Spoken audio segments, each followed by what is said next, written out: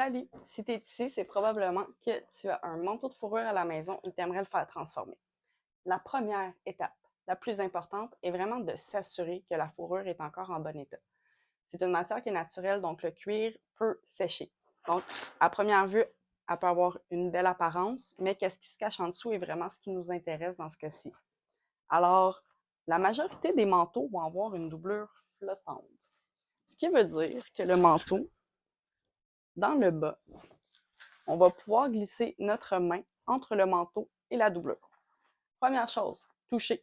Donc, on veut un cuir qui est souple. Si vous sentez que ça commence à avoir une texture qui est cartonnée, qui commence à être rigide, c'est probablement mauvais signe. Également, une texture sablonneuse au niveau des doigts. Si vous sentez justement que ça commence à être un peu sablonneux, c'est signe que le cuir a commencé à sécher. Donc, c'est probablement mauvais signe. Ensuite, le test qui va vraiment être le test décisif.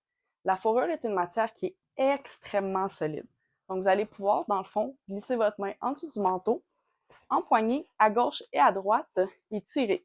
Vous allez voir, il y a plusieurs coutures. Donc, ces coutures-là peuvent être un indicateur que si jamais ça cède sous la tension, il n'y a plus grand-chose à faire. C'est un manteau, justement, que j'ai pris souvent en exemple, donc il y a beaucoup de petites déchirures. Et voilà, si ça cède de cette manière-là, malheureusement, on ne sera pas capable de réaliser des accessoires qui vont être durables. Peut-être qu'on peut faire quelque chose qui va durer d'une manière très, très courte dans le temps. Ce n'est pas nécessairement mon intention.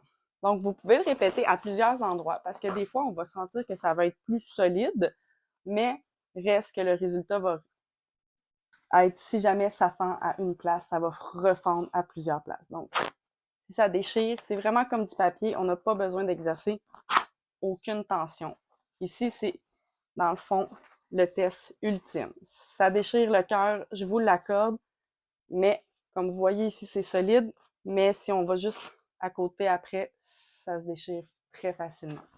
Avant de vous faire investir du temps, de l'argent, j'aime mieux qu'on soit capable de pouvoir justement faire ces petits tests-là en premier.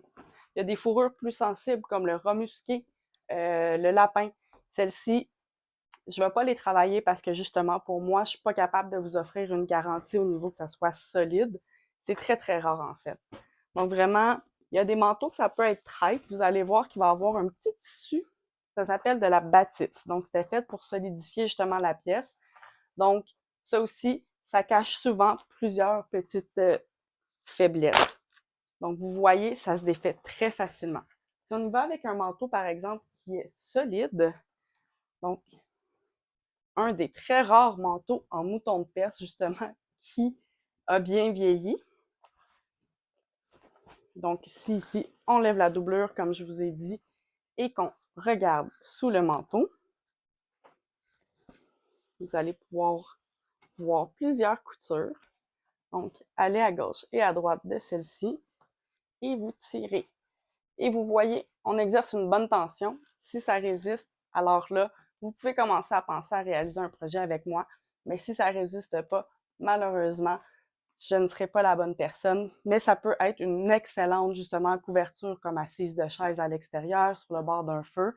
Mais de le transformer en d'autres accessoires, ça ne sera pas possible. Merci beaucoup!